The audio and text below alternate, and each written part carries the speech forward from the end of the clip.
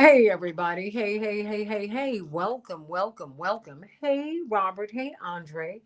Welcome to the Santita Jackson Show here on AM 950 Radio, the voice of progressive Minnesota.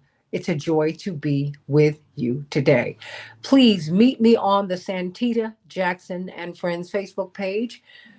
Like me there, become my friend there, and go to the Santita Jackson and Friends. That's right. That is where I am on YouTube. Please get on over there and like and subscribe. Become my friend there. And please share the show. Everybody share the show with someone today. Please, please, please share the show. Share the show. Thumbs up, thumbs up, thumbs up. Share the show, share the show. And we are on X, formerly known as Twitter. Of course, that is at Santita J. We've got a lot to talk about today. We're going to be talking about the Middle East. There are 50,000 troops, American troops in that region. Did you know that? And we're sending more troops there. Will this conflict between Hezbollah, well, really Israel and Hezbollah, will it expand? I mean, will it go beyond Gaza and the West Bank? Well, it already has. So what does that mean? Will it go into Syria? It's already in Lebanon now. Will it go Will it go into Iran? Will it go into Iraq? Israel has wanted America's assistance in waging war on Iran. Is America really willing and ready to do that? And what is the end game, everybody? Please let me know what you think. But in this first hour, we've got to talk about Haiti. We're not talking about it enough at all. And then the vote. Many of you have been purged from the rolls, but you do not know it. I think that is what is sending a chill down my spine, Daryl Jones, that people are just getting these mailers. Of course, we are being inundated by campaign literature. And tucked away in that literature in some nondescript, flimsy piece of paper, you might be told that you have been purged from the rolls. It's happened to more than 850,000 people already, and those numbers are about 2 weeks old. The goal of these persons who are waging this campaign to purge us off of the rolls, they have a goal of 2 million people. They could very well meet that goal. The problem is this: if you do not find out whether, if you don't know that you've been purged from the rolls, and say you find out October 8th, you can get registered to vote, but you won't be able to vote in this election. So we got to talk about that. Really, we've got a target date and we need you to get on top of it. But let's talk about Haiti. We're not talking about Haiti enough. And let's talk about where former President Trump and his nominee, U.S. Senator J.D. Vance, where they're coming from, accusing Haitians of eating pets. Mm. It has been insulting to the community, to the Haitian community, and it's been very dangerous. But we are treating migrants in an awful way. In an awful way. And if you just shut your eyes and listen to the good people of Springfield, I mean, because these are good people. These are good people. They sound just like what the people in Inglewood, in Chicago. They're saying, we've had people dumped on us. We have no resources. See, they're not dumping these people. You shouldn't dump people anywhere. They're not being placed, if you will, in Beverly Hills, in Montecito, in Carmel. No, they're being put in communities that are already stressed. But what about Haiti? What do we owe Haiti? Reverend Jackson talks to us about that all the time, but I'm going to get right to Brian Concanon, who's no stranger to this show. He's part of the family here. He's the executive director of the Institute for Justice and Democracy in Haiti. Brian Concanon, welcome back to the show. Of course, you're joined by attorney Daryl Jones, but we want to listen to you for a while. Where are these accusations coming from, and what has been the fallout? Not just for the Haitian community, but I would say even for the broader Black community, because people who are so inclined to attack you because of your color they don't care what language you speak. They're not looking at that, Daryl. They look and see, Brian, if you are Black. And so I think this is a problem. If you don't think you have skin in the game, you're mistaken. Everybody's being impacted by this. What is going on, Brian Concanon?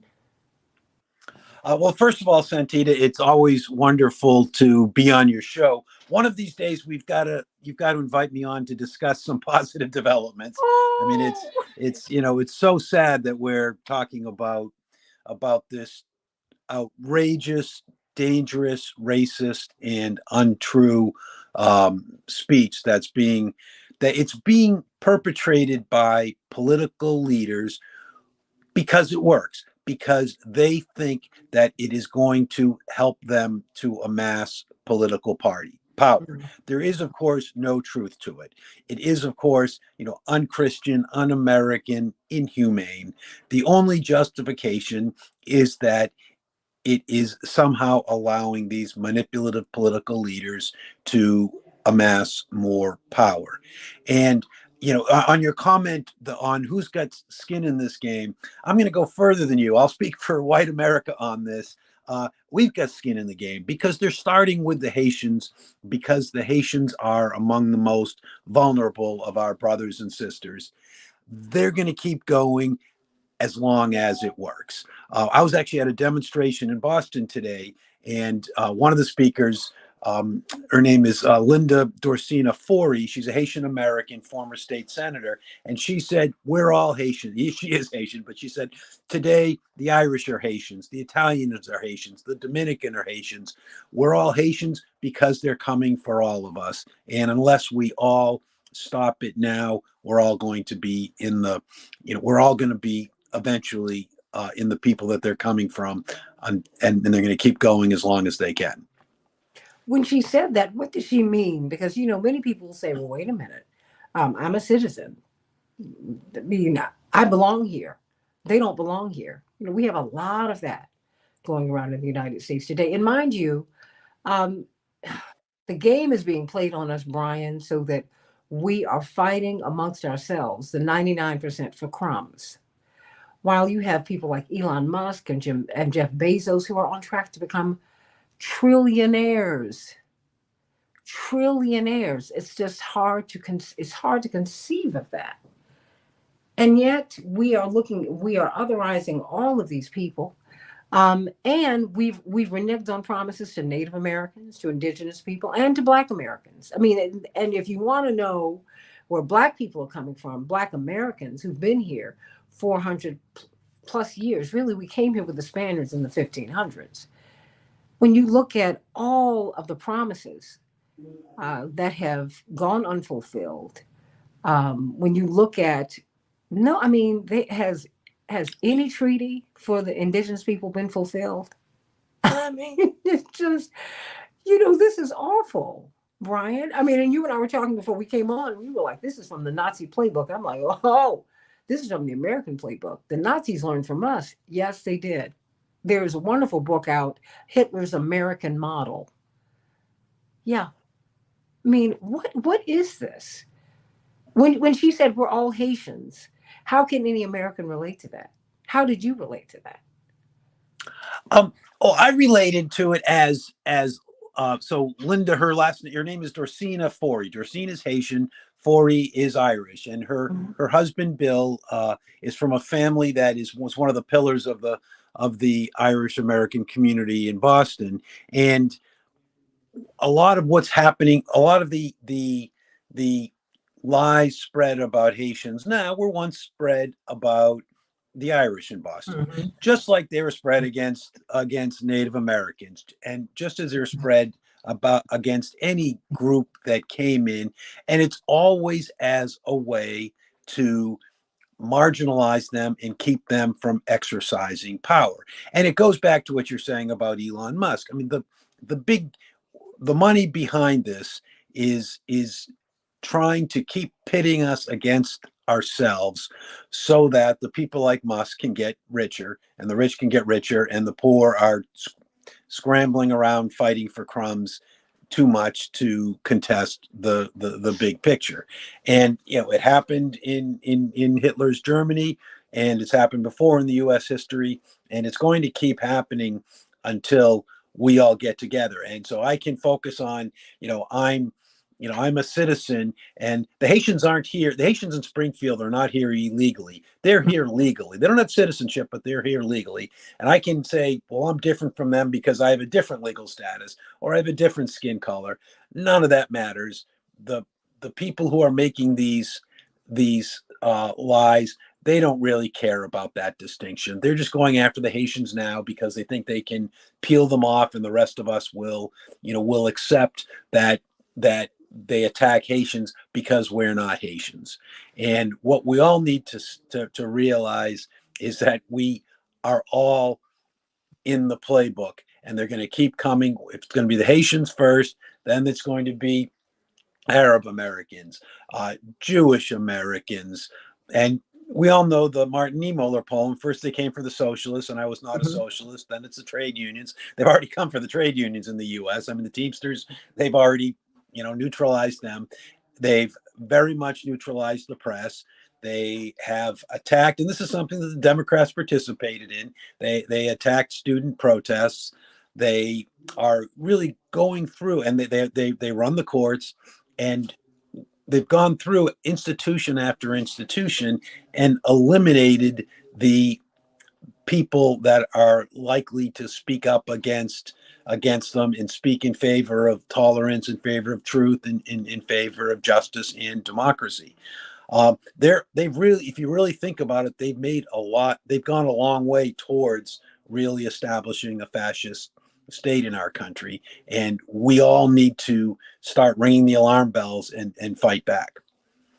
What are the conditions that are driving Haitians in such large numbers to the United States? What's happening in Haiti? Yeah, and that's a really good question. And as you've asked that really good question many times before, and a lot of that is our doing.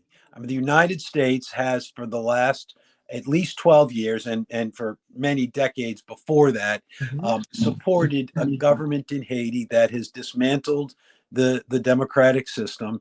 It has repressed the people and engaged in massive corruption that prevents the government from providing basic government services, that prevent people from investing and running businesses and employing people. And so you have most of the people that are coming to the United States were driven out under the PHTK party, which has run Haiti for most of the last 12 years. And they were driven out either because of political repression or because of economic want that was generated by the political situation. So when we are doing a fair amount of interfering there, because what people don't realize about Haiti, like Cuba, is now OPEC eligible. They found this tranche of oil off the coast of Cuba that really compelled the Russians to completely to forgive to forgive 90% of their debt.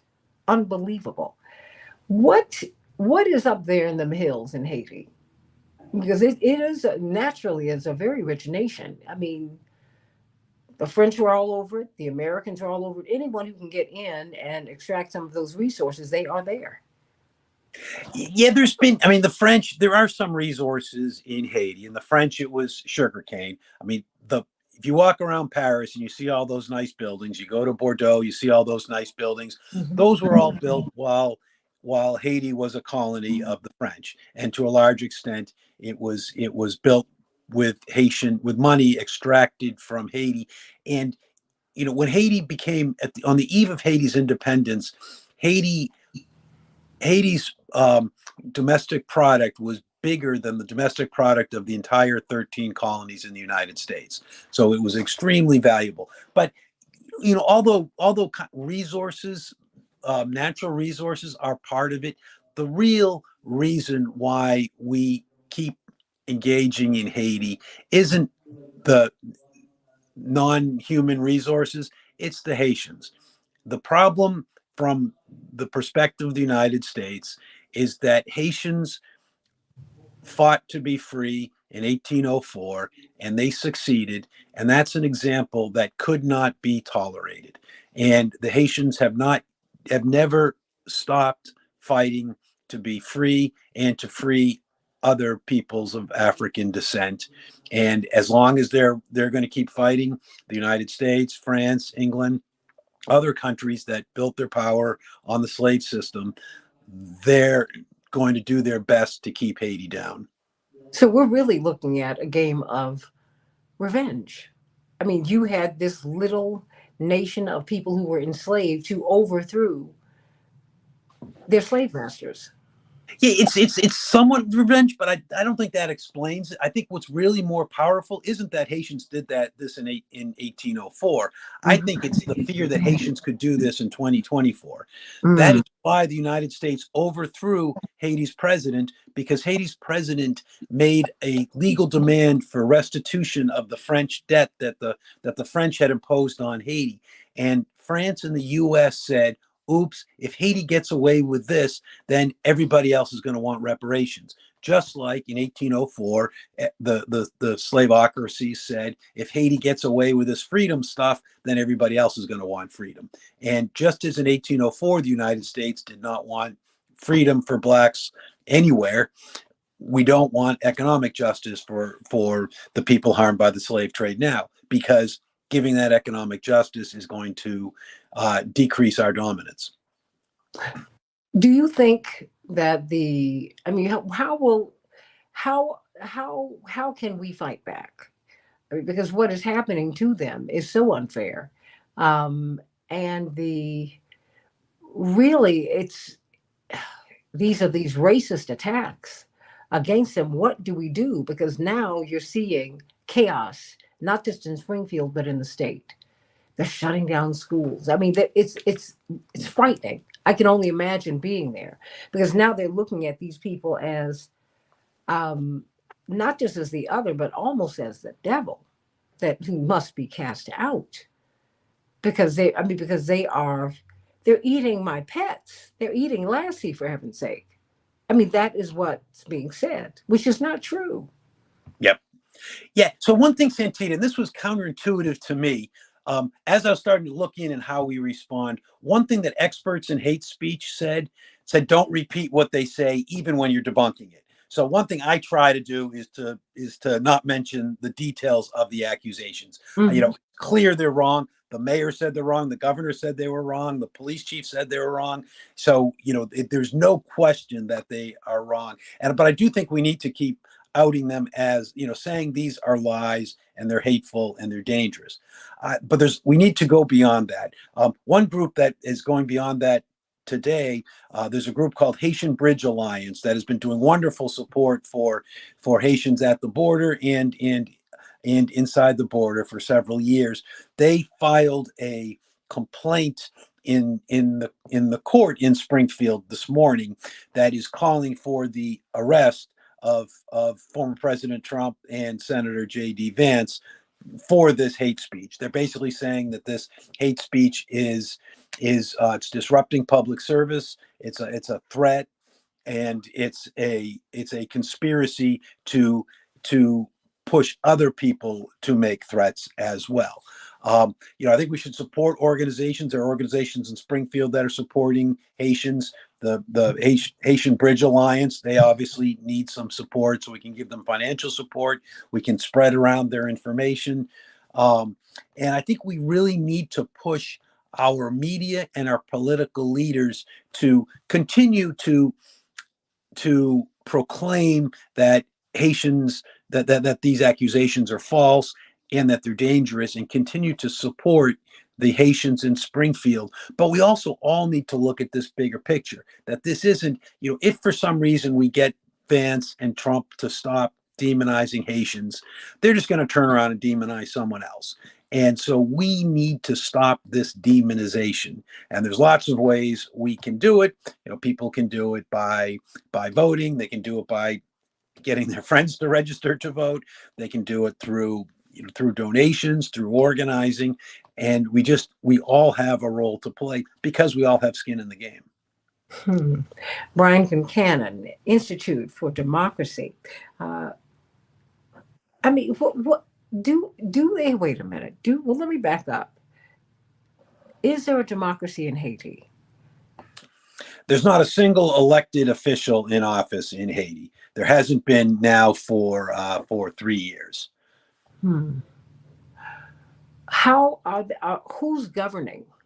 What entity is governing the nation now? Yeah, so for most of the past 12 years, it's been this group, the PHTK, which didn't like to have elections, so they didn't. They still kept getting support from US governments and Republican governments, Democratic governments. That needs to stop. Starting in March, and I think this might have been the last time that we talked, you had Hmm. this gang offensive that did force the prime minister, the PHTK prime minister, to resign.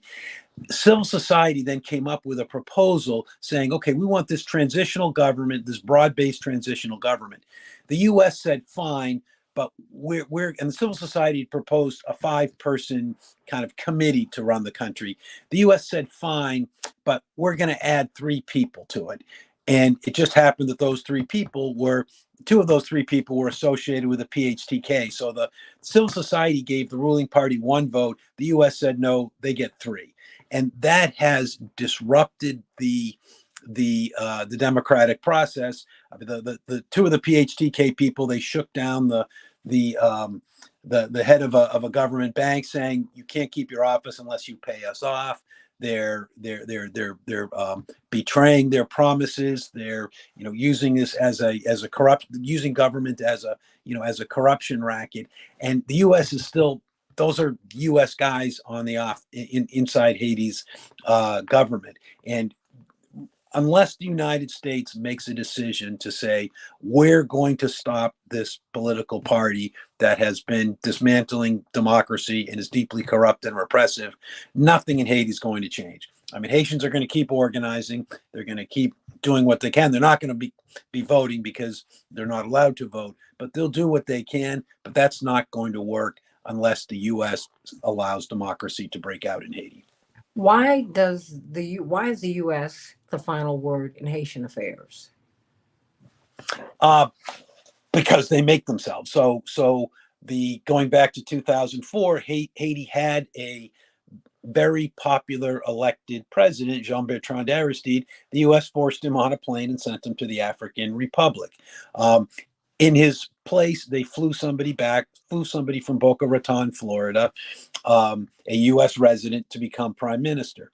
The PHTK party came into power in 2012 because Secretary of State Hillary Clinton um, told the Electoral Council to change the results. The most recent the prime minister who was pushed out in February, he was literally named by the United States to be the prime minister of Haiti. So the U.S. is, I mean, that's another problem. Obviously, the U.S. should step back and allow Haitians to govern themselves. They're just worried that if that happens, that the Haitians are going to elect leaders who will challenge the unjust economic order, and that's something that the United States, at least our government, has not been willing to accept, and they're not going to accept it unless the people make them. And so I think one of the things, this is part of our work. Lots of other people in the Haiti solidarity community have been doing this. We need to push our leaders to really put to it's, I mean, it seems trite, but we just need to respect democracy in Haiti. Haiti can be a much better place if the United States would just allow Haitians to choose their own leaders. I mean, and step away, because I'm wondering, is our government acting really as a strong man, if you will, or a strong woman for American corporations that want in? There's a little bit of that, and it's mostly American rice corporations that are able to sell rice. Um, Other than that, Haiti doesn't have like a lot. I mean, they have some manufacturing plants, but it's not a lot of real corporate control. Um, the real problem is this Haitian insistence on equality for everybody, and that as soon as the Haitians are allowed to elect somebody freely, that person's going to be talking about the connections between Haiti being poor, or Honduras being poor, or name whatever country being poor, and the United States being rich. And that's something that the United States doesn't want to hear. And so it's easier for them to just not allow democracy to break out in Haiti.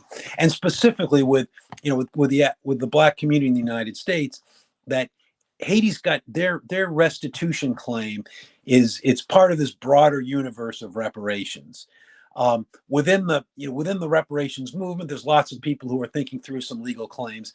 Haiti's claim is the strongest legal, or at least one of the strongest legal argument for reparations.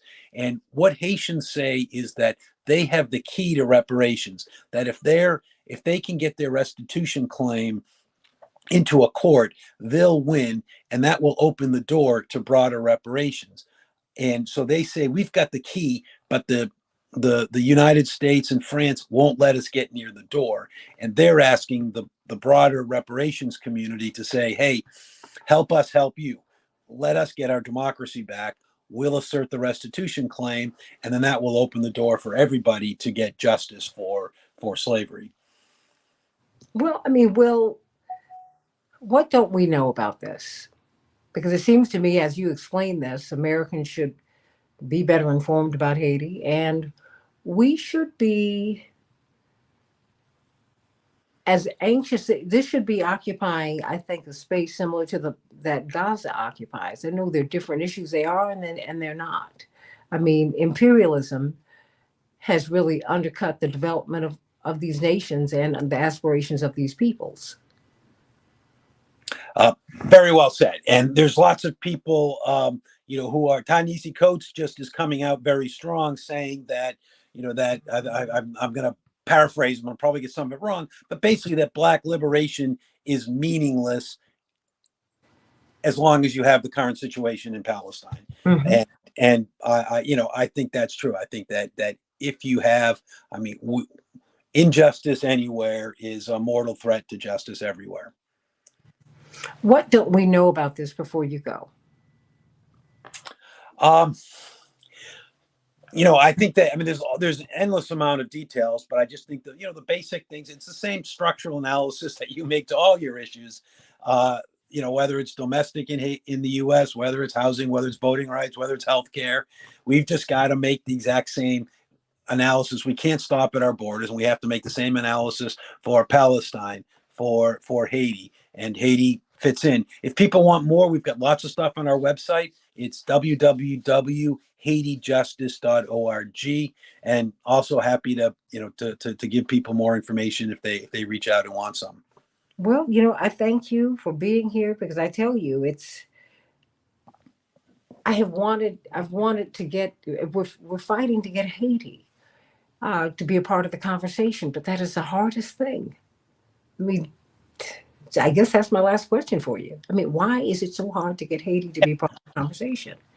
Yeah, that's intentional. So that's what the powers have always done, is try to marginalize Haitian or demonize Haitian to keep people from realizing that the Haitian fight is everybody's fight for freedom. And as long as they can keep us separated and they keep us like, crabs at the bottom of a bucket fighting for crumbs, then we're not going to crawl out of the bucket and disrupt the structures that are keeping us all down. Do you think that this new administration, say the Harris Walz administration, particularly given her ties to the Caribbean, do you think that things might? Well, I mean, not that that's the only reason she would look at Haiti or the Caribbean, but do you expect any sub- substantive change?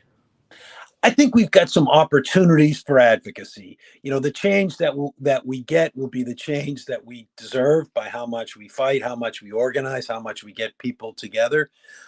I do think, in part because of, if there is a Harris administration, I think because of who President Harris is, I think that does open up opportunities. There's other opportunities because of who some of our members of Congress are. And we just need to make sure that we seize them. None of those opportunities are just going to happen. They all have to be seized. But I think we will have opportunities for organizing. Brian Concannon, Executive Director of the Institute for Justice and Democracy in Haiti. I couldn't even get to justice. I was like, wait a minute, what form of government do we have here?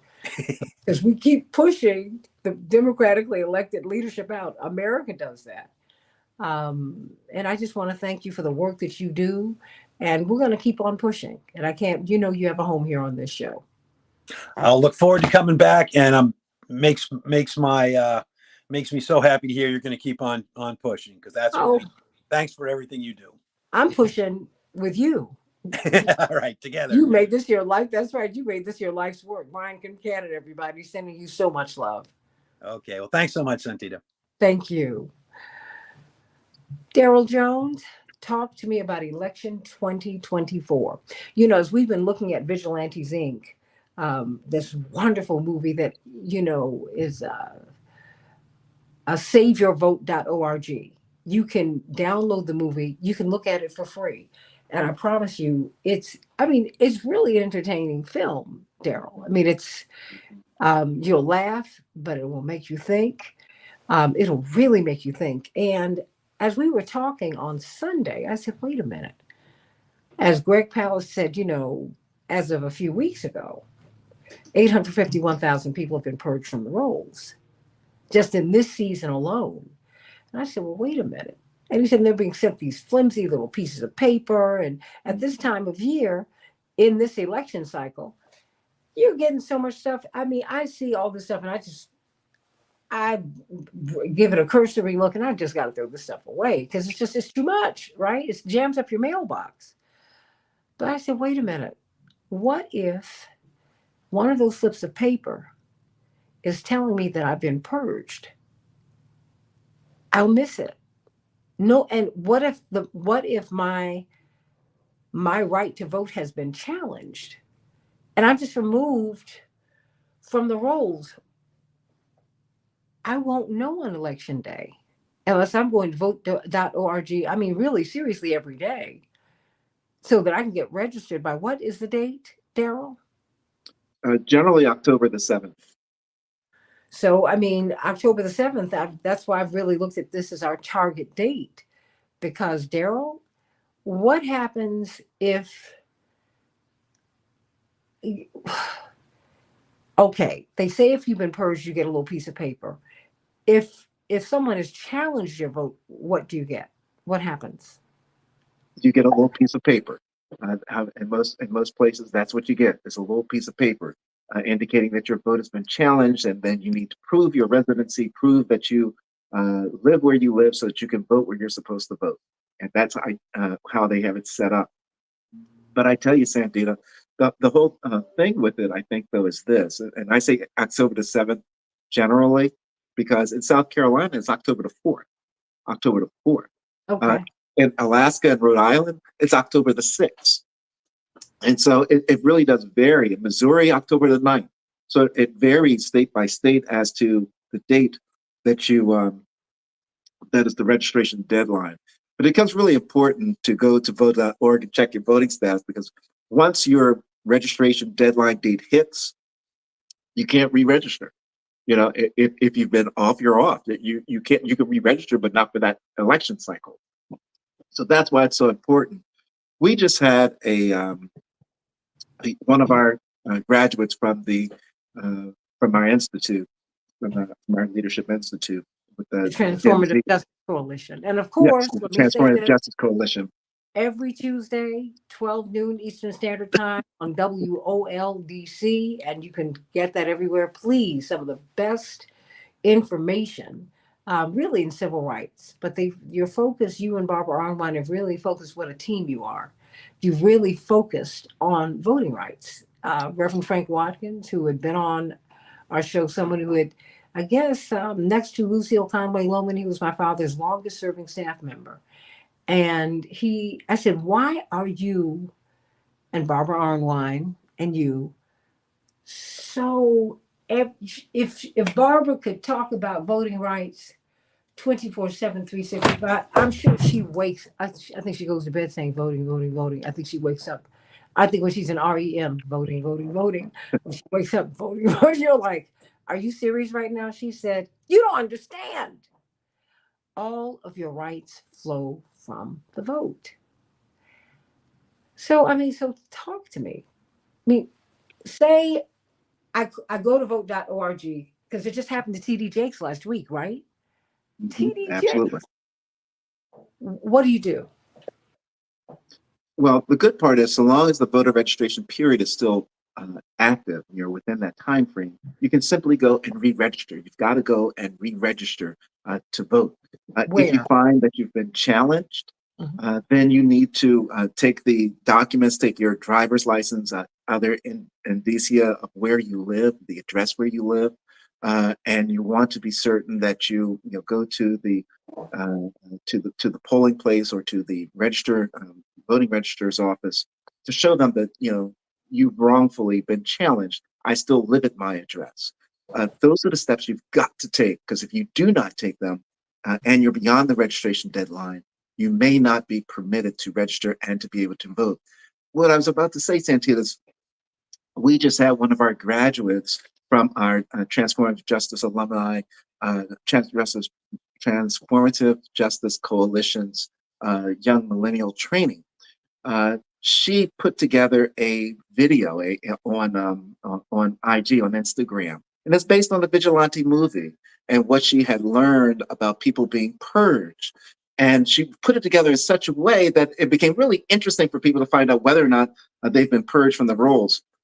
Her mother watched the video. Her mother then went to vote.org. Her mother then realized, who lives in Georgia, that she had been purged. She didn't know. She had been constantly voting in all of these elections. That's how she learned. That's why we tell everyone that it's important to go to vote.org early to find out what your status is. Simply because you voted 2 years ago doesn't mean is that you're on the voter rolls now, Santita. So it's so important. Well, we're talking with Daryl Jones, chairman of the Transformative Justice Coalition.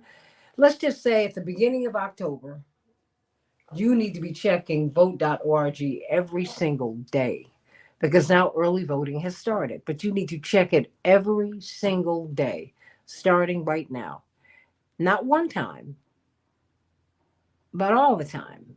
You've got to do that because if you do not get registered by said date in your state, you're not going to be able to vote in this election.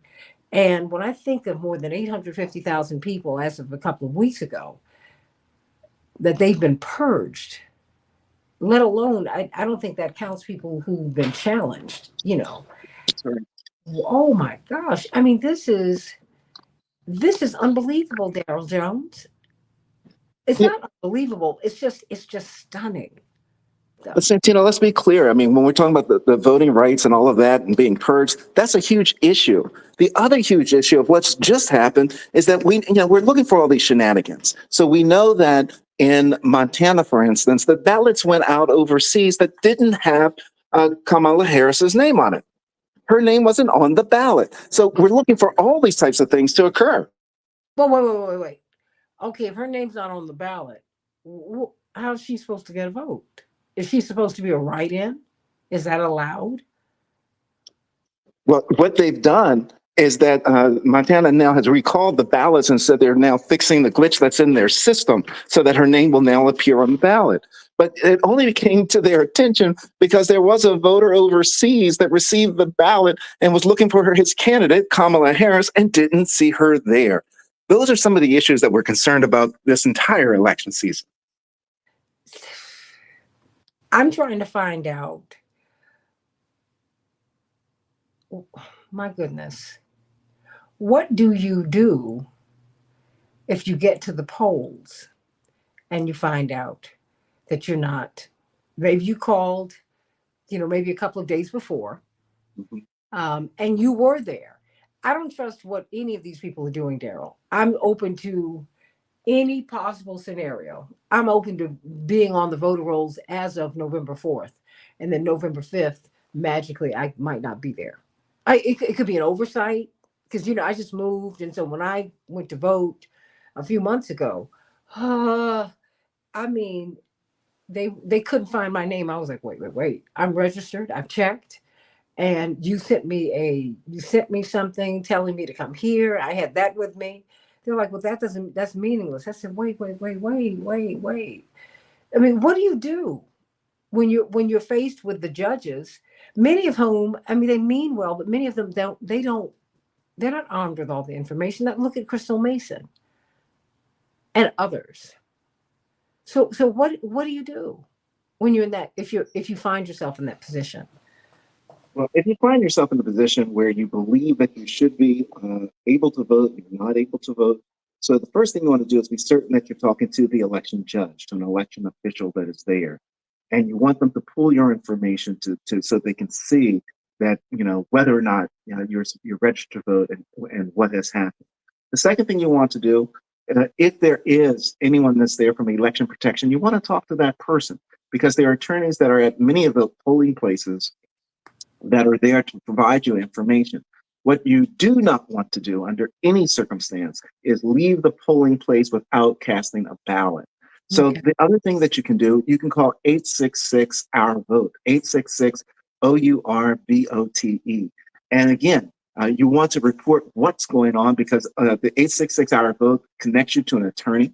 And the attorney is going to be looking into the issue and trying to resolve whatever the issue that you have that's going on at your polling place. If it turns out that all these things are not meeting the getting you to the point of where you want to be, they every polling place should give you the option of casting a provisional ballot. But you want a provisional ballot to be the last thing that you do, and that's because it's not 100% certain that the provisional ballot is going to be counted. But do not leave without casting some type of vote. You really want to cast a non-provisional ballot. But in the very worst case scenario, you want to cast that provisional ballot, Santita.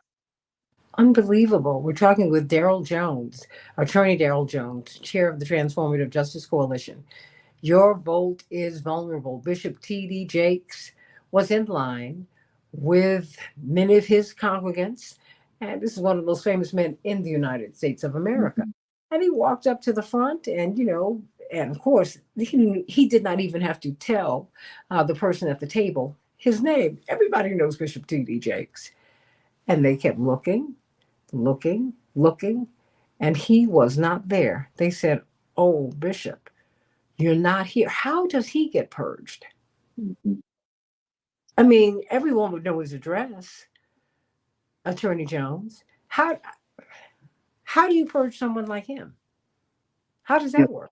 I mean, yeah, that's an excellent question. It could have happened any number of ways. There could have been a challenge to his status that he didn't answer, and because he didn't answer it, they what do you purge mean him. didn't answer it? I mean, when you're when you're challenged, does someone call you? How does this Right. work?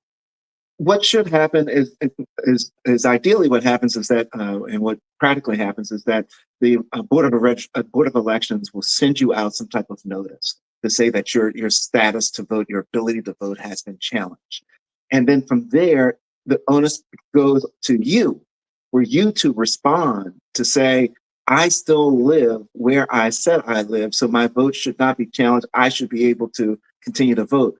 If you don't respond, then they take the next step of removing you from that role.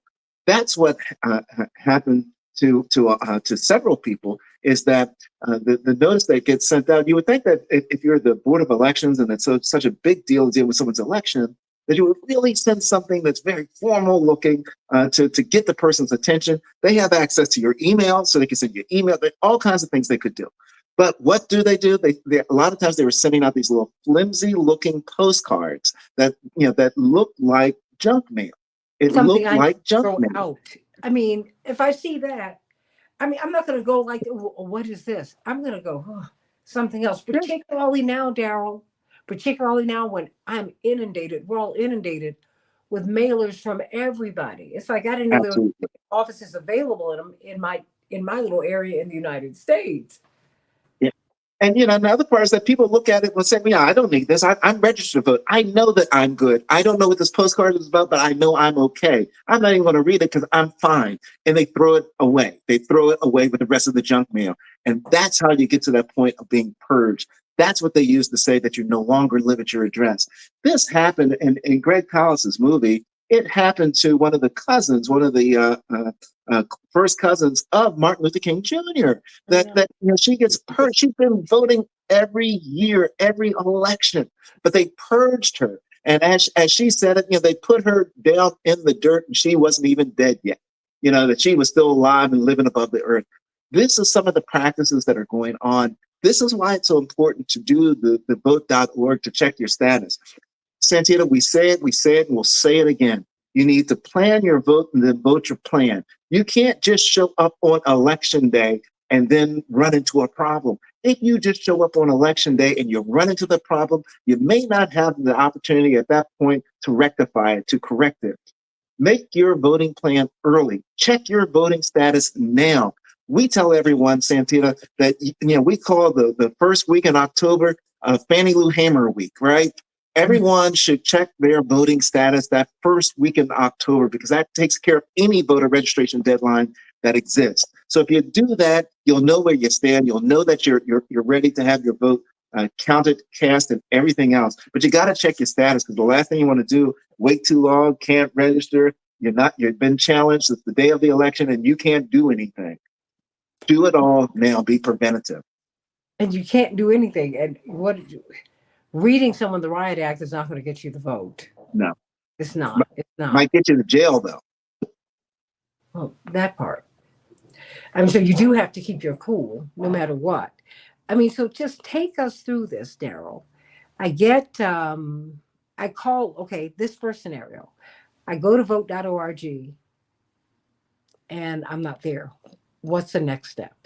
Your next step is to go to your board of elections, to your election supervisor, to re-register. The other thing you can do, many states allow you to register online as well. You can register online, but you've got to re-register. If you're not in that, when you go to vote.org, if you don't see your name, if you've been purged, you've got to re-register. If you don't re-register, you're not going to be able to vote. What happens when you get to the polls and say, I checked last week, I checked 2 weeks ago, I'm just saying, that people are leading busy lives and you take a lot for granted. Mm-hmm. So I'm just trying to come up with scenarios for people because these are the calls that 866 our vote get, right? Mm-hmm. I mean, absolutely. Because that's another number for people, yes? That's the big numbers, 866 our vote, because they will have the attorneys that are available and willing to answer questions, whatever questions you have, and to resolve issues. And even if you resolve your issue on your own, we still encourage people to call 866 our vote to report the issue that you encountered, because they can then compile a record so that if there is a pattern that's happening at that voting location, they'll be able to identify it. So it's important if you're in any issue to call the 866 our vote hotline. Oh, wow. I mean, so why is the vote so important? I mean, what's the deal? Why should we care? More and more people are feeling disaffected, Daryl. And I really do believe you need to keep hope alive because sometimes that's all you got. But that's the foundation of everything that you've got too.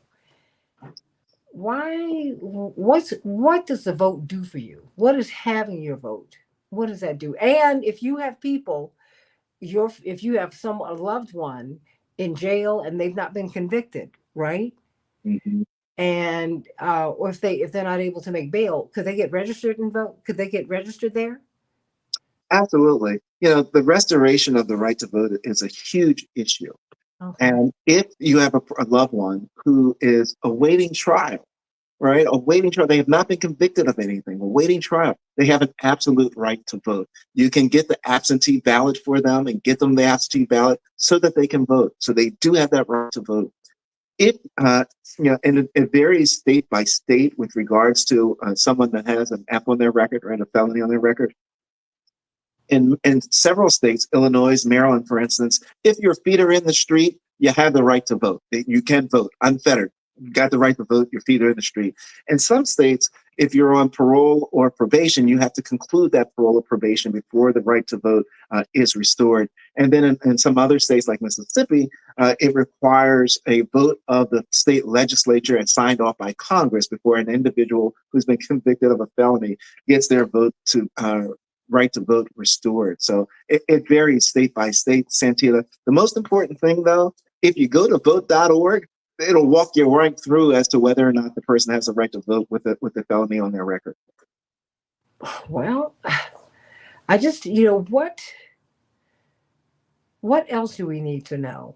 I mean, I'm just, these numbers really make me anxious because everyone agrees that at least at the top of the ticket, number one, you got to vote down ballot because Mhm. that's where we live, everybody. But I'm concerned for Vice President Harris. I'm very, very concerned because they're saying that the race is tighter than this, that it's extremely tight, which means that every single vote matters county by county. Because oftentimes it is, because the states deliver the presidency to people. And if we do not, oh my word, now look at me. If we do Yeah. not, if we don't have enough votes, say, that's why Donald Trump was looking for 11,000 plus votes in Mhm. what was it in DeKalb County. He Right. said, "Look, that's all I need. Then I've got the state and I got the presidency." Do you think we really understand how important our vote is? Yeah. And Individuals. yeah, I mean, lifting that up as an example of the importance of the vote, Santita, you know, the thing is that in addition to the Secretary of State, who in Georgia makes the rules with regards to what votes are counted and how they're counted, that's an elected position. With regards to, the judge that sits and listens and is deciding the Trump case, he's in an elected position. He was elected by the people of Fulton County. So we have all these positions. The prosecutor who decides to bring the case, that's an elected position. All of these are the positions of power that influence and make a determination as to our everyday activities. It's not just politics, but everything that we do in our lives are determined by these elected officials. That's why the vote is so important. In the District of Columbia, and I love to lift this up, if your issue is Black reparations, if your issue is Black economics, I always lift up Marion Barry, right, who Mm, was an elected official who decided that my concentration was going to be on getting as much money into Black hands as I can, into Black businesses as I can, and Black children, getting them into summer clerkships and summer jobs and that type of thing. That all comes because he's an elected official and has the ability to do it. He's an elected official because people voted for him. That's the power of that vote, Santita. amen. You wouldn't have BET but for your vote because it was Marion Barry who had this cable station. He said, "Who do I give it to? Do I give it to the hometown guy? Do I give it to Percy Sutton, Malcolm X's lawyer, Reverend Jesse Jackson's lawyer, who owned the most successful radio station in the country at the time?" Wendy Williams came off of WBLS. Frankie Crocker came off of WBLS. It was number one, the number one station in the number one market in America. And 10 toes, former Tuskegee Airman, 10 toes down, an advocate for our rights. But we had never had and I say we because I lived in Washington at the time I was in school. We had never had an entrepreneurial class in DC, not a significant one. You didn't have access to the contracts. Mhm. Marion Barry was the game changer. And he was a game changer because the people wanted him to be their representative. And and they voted for him. And they kept voting for him. And so you need to vote too. You need to vote, everybody. The last minute belongs to you, Daryl. What do you want people to know? Yeah, I think the most important thing for people to know is that October the 1st, if no other time in your life, October the 1st, go to vote.org and check Mhm. your status. Find out, there are all kinds of things. It may not be that you were removed from the rolls. It may be that they moved your polling place. Where you've been voting before is not where you're going to vote this time. And if you wait until voting day to go in person and vote, you'll find that you're going to the wrong place and you got to try to figure out where you're trying to get to. And your time might be such that you don't have time to go to the other side of town or the other side of the county or wherever it is that your voting place is. Go to vote.org right now and find out what your voting status is and where you are to vote. And then go back and check October the 1st, October the 2nd, all the way up until 30 days before the election so that you can be certain that you are registered to vote and you'll be set to go. That's what the big message is right now, Santita, because if you're not registered and the voting registration deadline passes, there is nothing you can do. Be certain you're in the game. Well, 866 our vote. If you get into the polls and you have a problem, Call them and do not leave until you have cast a vote. Don't leave. But right now, starting October 1st, right? October the Check 1st. every single day. Make certain that you are still on the rolls. Vote early if you can. Um, every single vote matters. This is an election of tremendous consequence. We need you to be involved. Of course, every Tuesday, Barbara Arnwine and Attorney Darrell Jones are on WOL. And so please go to that. Yeah, they're in Washington, D.C., but go to WOL. You can find them at 12 noon Eastern Standard Time. You do not want to miss them. It's a great, great, great, great show. He's a great guy. Thank you so much, Attorney Darrell Jones. Thank you so much, Santita. Coming up, everybody, let's talk about the Middle East. Will this war widen? We've already gone past the West Bank and Gaza. It's in Lebanon now. Will it go to Syria? Will it go to Jordan? Will this war go to, well, you don't know where it's going to go. Will it go to Iran, which is where, Israel's been itching to fight with them. And we've got 50,000 American troops over there already, right now, in that region, which means boots on the ground, they're ready to move wherever our government tells them to move. Is that a fight you want to fight? Going over to the second hour of the Santita Jackson Show. Let's talk about it in just a few minutes.